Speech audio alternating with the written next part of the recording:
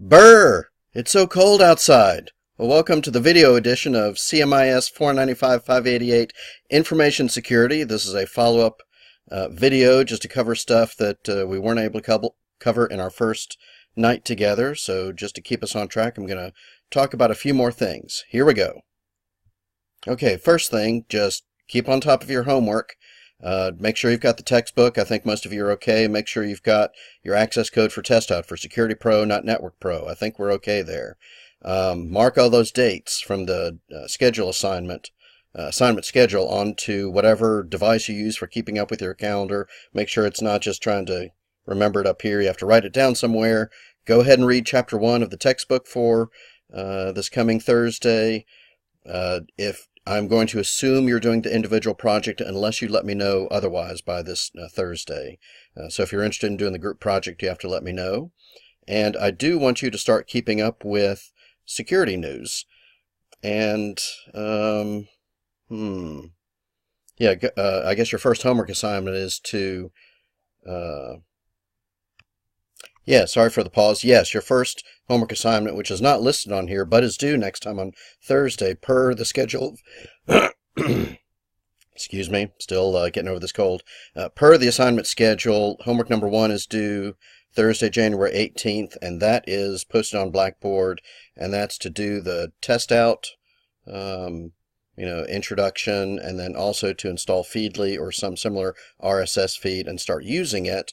And so I will actually call on people in class to share what they've found in security news over the past week, and we're just going to keep up with current trends together that way. So that should be fun for everybody, including me. I didn't have time in the first night to really set up this class for you, but there's some very broad themes that we're going to get into over and over and over again that I want to just take a minute to talk about now. So this first theme of how do you maintain good information security, if somebody were to ask you such a simple-minded question, you took this information security class, okay, how do you have good security? I think there is a short answer to that question, but the answer obviously gets complex very quickly. I think the short answer to this question is to use some kind of standard framework. Use a framework. So if you're in IT audit and control last semester, you have heard this sermon before, but having a framework as a starting point is a great way to be comprehensive and make sure you're not missing anything. Now, the framework that we're going to get into this semester is NIST, N-I-S-T. The NIST framework, which the textbook is in love with. So you'll get a lot of the NIST framework. I will introduce you to other frameworks as well, but NIST is going to be the primary one. This next question is easy. Which business processes have a security component? All of them. All of them. I defy you to think of a business process that does not have some kind of security component. And then the relationship between business processes and security technology, just like every other class I teach, business requirements first, technology second. Business requirements first, technology second. So you have to understand the business process first and understand with information security the value of the information you're trying to protect. So you don't want to spend $1,000 to protect information that's worth $10. That's the idea here, that your security technology always supports the overall business process. And we don't start rolling out security technology just because it's cool or shiny or new.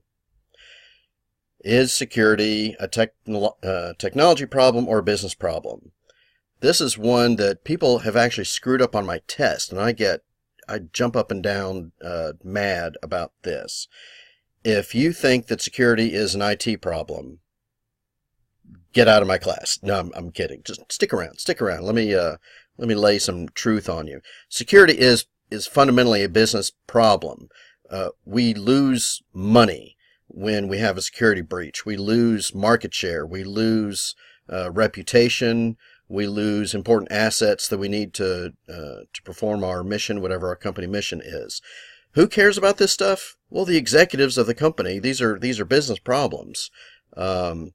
It's a crime that we assume that IT is going to be responsible for security throughout the company. This is why it needs to be it needs to come down from the CEO, not just the CIO or the CSO. but the CEO needs to lead the charge on baking into security into every business process.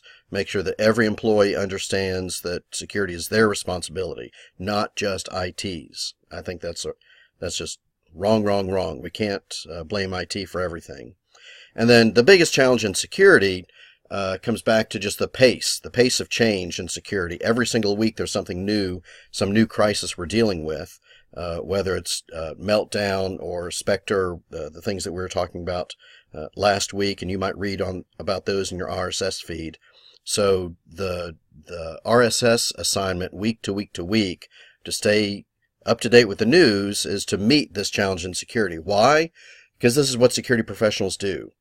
Every single security person I talk to, this is how they stay current. They're just reading the news constantly, just trying to stay ahead of all the threats that are out there.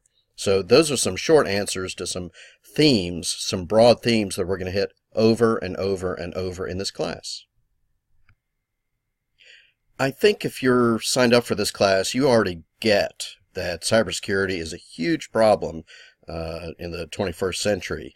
If you're ever talking to a business person and they feel like it's, oh, that's just a technology issue, that's something our IT department's going to take care of, if you want to scare them, here's a great graphic to use. If you go to this web page, informationisbeautiful.net, there's this really nice kind of graphical view of the cost of different breaches. So if you highlight any of these, it'll give you a little more information. If you click through, it'll talk about the cost in dollars that businesses lost due to those data breaches. And they seem to be keeping this up to date. What's also interesting is that you can sort this by, the healthcare industry or the size of the organization, the type of the organization, whether it was an internal threat or an external threat. Also, you know how I'm always hammering at you to use data in your reports form, in your white papers that you write for different classes. This is a great way to get some numbers on security breaches and dollar amounts. Let's talk about Blackboard for a second and make sure you're comfortable with where I keep stuff in Blackboard. Let me switch over. Okay, here's Blackboard, and if you click on About This Course, you're going to see this, the syllabus, the schedule, my bio, test out info. If you're a grad student and you're purchasing your test out license, you do need this discount code. I will point out to everybody in class that this is the discount code for all the test out modules. Sorry. All of them? All of them. So for example, if you wanted to, before you graduate, grab a license, remember they're good for 18 months, grab a license for network routing and switching, or grab a license for Linux Pro, or grab a license for something else while it's this cheap, because once you graduate, it's about $500-600. So you definitely want the student discount while you can get it. You do need this textbook, and the other important areas under coursework. Let's look at that. All of your homework assignments are going to be in here. So this is your first homework assignment that's due next time. And back under coursework, class slides, of course, I post in there. And then project deliverables is important to peek out because you also have assignments in here. So the description, if you're doing the certification project, the description of the project is in here. The description of your deliverables. Yes, you have deliverables to do if you're doing the certification project. This is simply where you can submit your deliverables.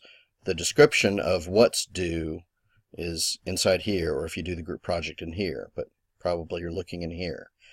So definitely stay on top of that. I've decided in this class to make a lot of the homework assignments test out labs. Part of that is just to emphasize how important Security Pro and hence Security Plus is in your career. Also to emphasize that there's a lot more content for security in general, and security in the security content in the Security Pro modules compared to Network Pro or PC Pro, which is about that much. Network Pro, Security Pro, a lot more material. So I'm kind of double dipping by assigning you homework assignments for labs that you would probably be doing anyway. But I'm going to try and come up with some other homework assignments that also give you kind of my own version of hands-on experience doing typical security tasks. I probably don't have to talk a lot about test out since you've had prior experience with test out. I keep harping on the fact that there's more material and that you can't cram this stuff. You just can't. You can't wait until the last week and do 10 weeks worth of material. Your brain doesn't work like that. So you're planting seeds every week. You're watering your plants every week. You're putting fertilizer out every week, and then you get a nice crop at the end of the season. Whereas if you try to do it all the night before, you're just slinging manure. You're just slinging shit everywhere. That's all you're doing. So do a little bit at a time. That's going to really lower your stress. And I'm going to wrap up this brief session with just a word about you. The burden is really on you for your learning. So the burden is on you to let me know when you've got questions. The point of this class is not to show off how much or how little I know. The purpose of this class is to go at the speed that's good for you, not at a speed that's good for me. I don't want to check off topics just to be checking off topics. I want to check off topics as we've had time to thoroughly get into the material. And the only way I can get a sense of if you've gotten a good grasp of the material is based on the questions you ask, either in class or right before class or right after class or in email messages or in texts or in office visits.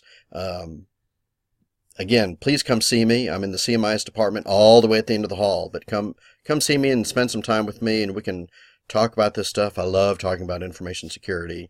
It's a big scary topic, but it's kind of cool at the same time. So let's I don't know why I put my camera down here, but let's just move it up here to wrap up. And I'll say, stay warm, and I'll see you in class on Thursday. Bye-bye.